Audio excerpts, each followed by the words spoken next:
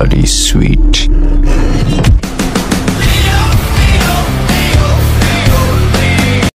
పురాతన జ్ఞానం యొక్క నీడలలో ఒక ఆశ్చర్యకరమైన ద్యోతకం ఉంది. ఇది మీరు ఉనికి గురించి నమ్మే ప్రతిదానిని సవాలు చేస్తుంది. తొలి జ్ఞానవాద గ్రంథాలు లోతైన విశ్వమోసం గురించి మాట్లాడుతున్నాయి. మీ ఆత్మ మాంసంలో బంధించబడిన దైవిక కాంతి మీ పెరుగుదల కోసం కాకుండా మీ బందిఖానా కోసం రూపొందించబడిన భౌతిక రాజ్యంలో చిక్కుకుంది.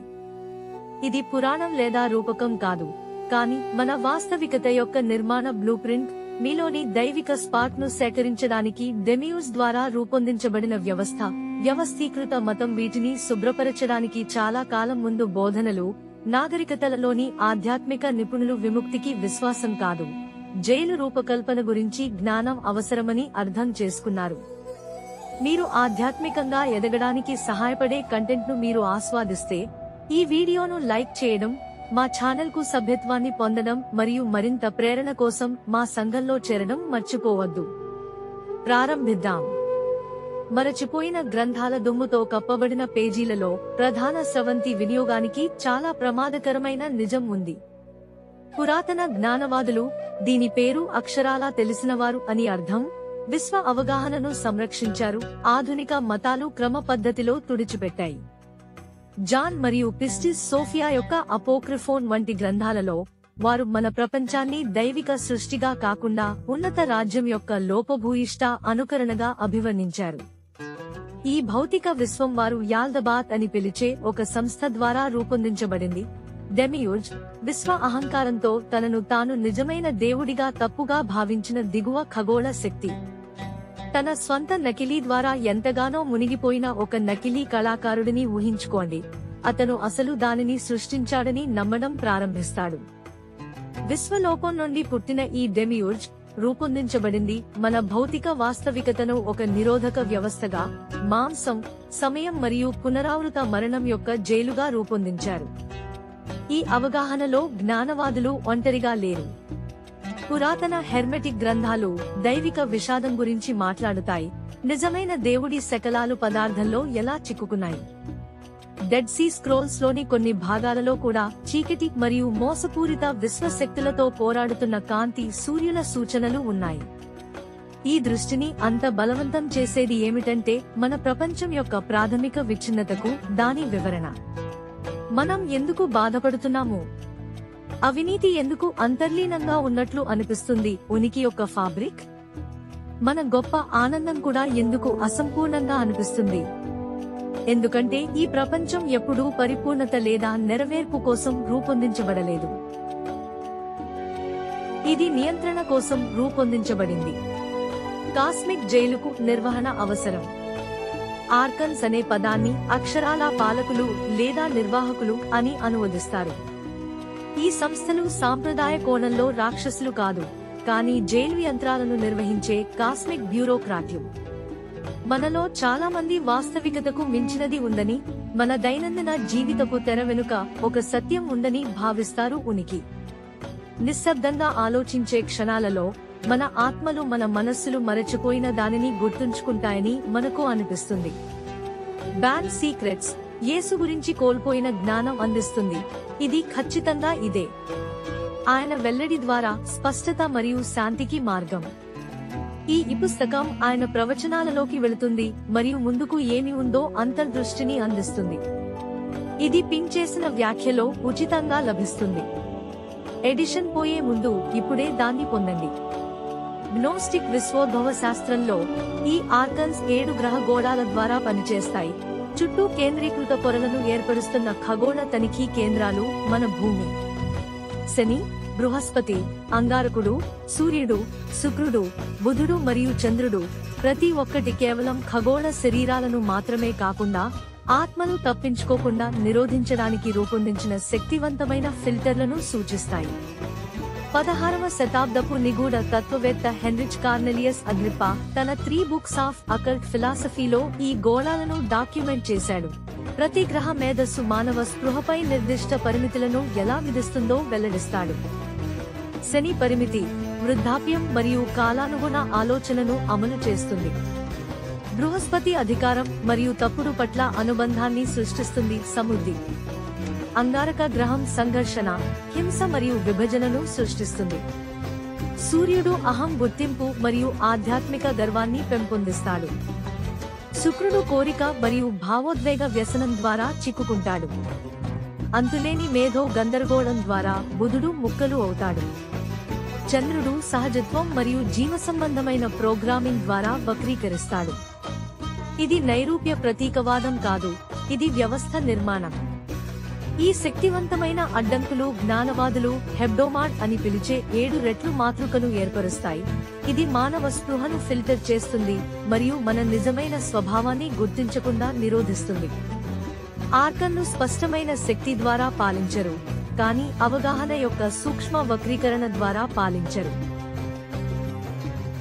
వారు మిమ్మల్ని మీరు ప్రేమించుకోవడానికి, మీ పరిమితులను కాపాడుకోవడానికి మరియు మీకు ఇవ్వబడిన వాస్తవికతను ప్రశ్నించే ఎవరినైనా దాడి చేయడానికి ప్రోగ్రామ్ చేసినప్పుడు వారికి గొలుసులు అవసరం లేదు.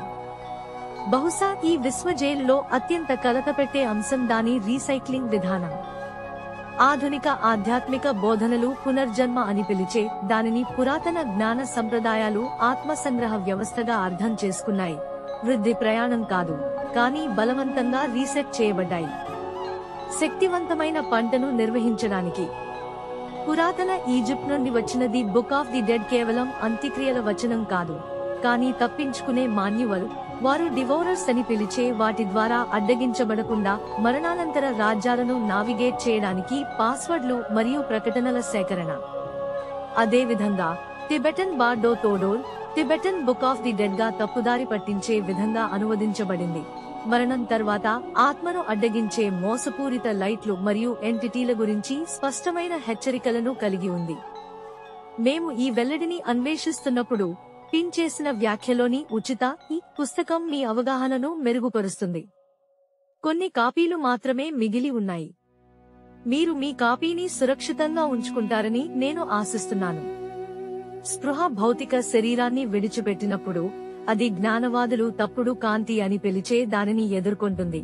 ఇది బయలుదేరే ఆత్మను ఆకర్షించడానికి మరియు తిరిగి స్వాధీనం చేసుకోవడానికి రూపొందించబడిన బలవంతపు సుపరిచితమైన ప్రకాశం.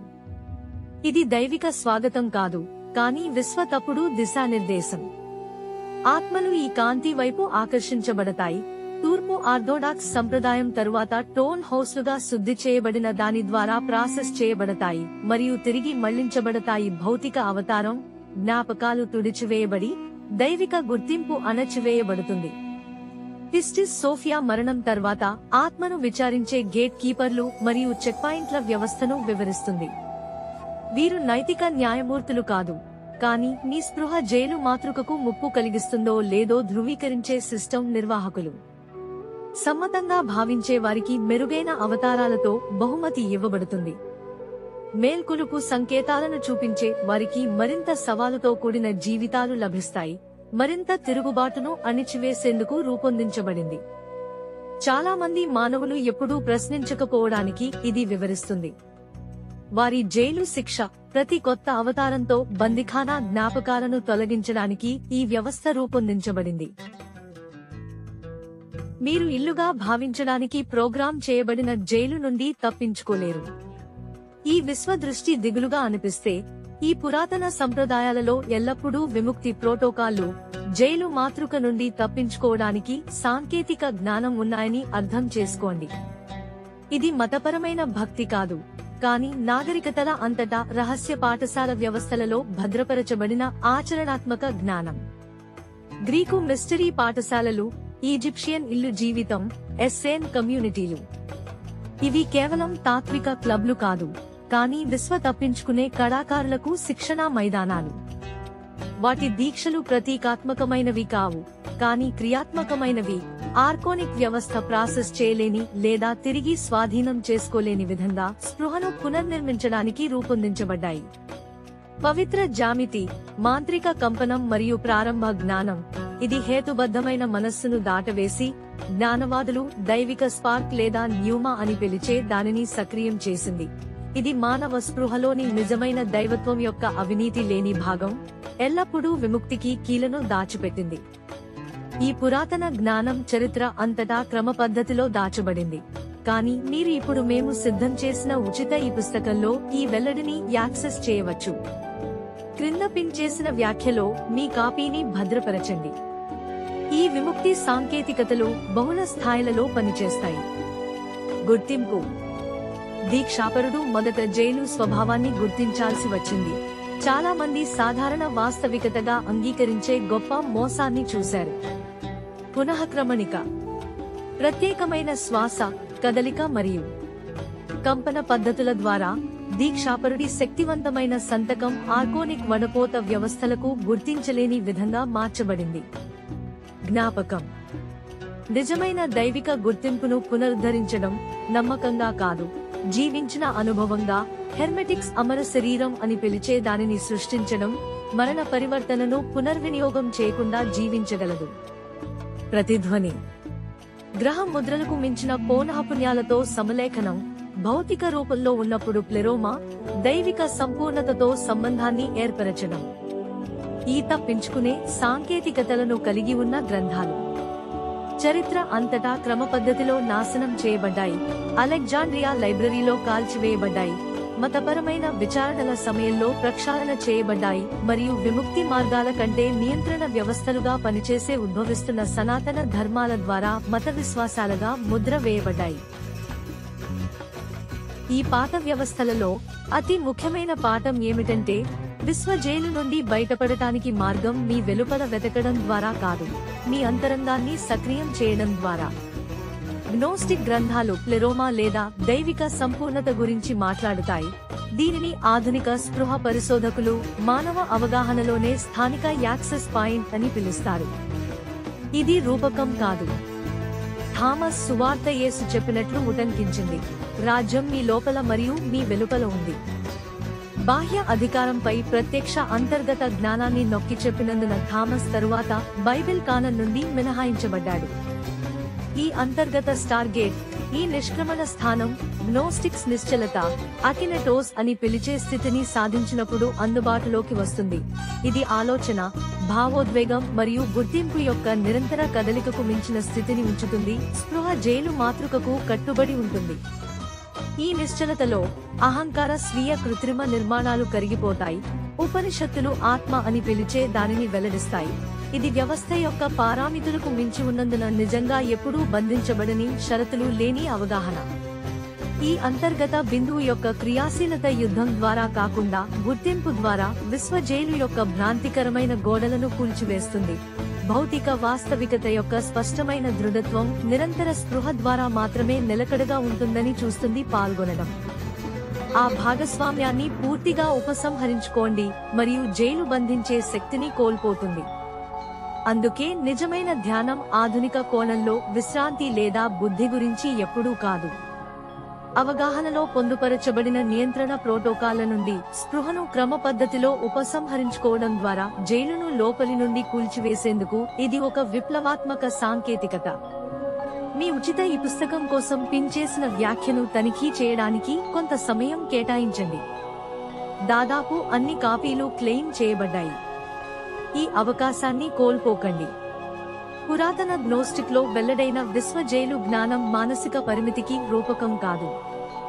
ఇది మనం నివసించే వ్యవస్థ యొక్క నిర్మాణ బ్లూప్రింట్. దాని గోడలు రాతితో నిర్మించబడలేదు, కానీ వాస్తవిక చట్రంలో సమిష్టి భాగస్వామ్యం ద్వారా నిర్వహించబడే నమూనా స్పృహతో నిర్మించబడ్డాయి. చాలా మంది ఎప్పుడూ ప్రశ్నించరు. విముక్తికి భౌతిక తప్పించుకోవడం అవసరం లేదు, కానీ జీవితం నుండి కాదు, ఉనికి యొక్క ప్రత్యక్ష అనుభవంపై కప్పబడిన కృత్రిమ వ్యవస్థల నుండి స్పృహతో ఉపసంహరించుకోవాలి. మీరు ఎన్ని జీవితాలు గడిపినా మీలోని దైవిక స్పార్క్ చెడిపోకుండా ఉంటుంది. ఆత్మ సంగ్రహ వ్యవస్థ ద్వారా పునర్వినియోగించబడింది. ఈ జ్ఞానం భయం లేదా నిరాశను సృష్టించడానికి కాకుండా జైలు గోడలకు మించి మన నిజమైన స్వభావాన్ని గుర్తించడాన్ని మేల్కొల్పడానికి భద్రపరచబడింది.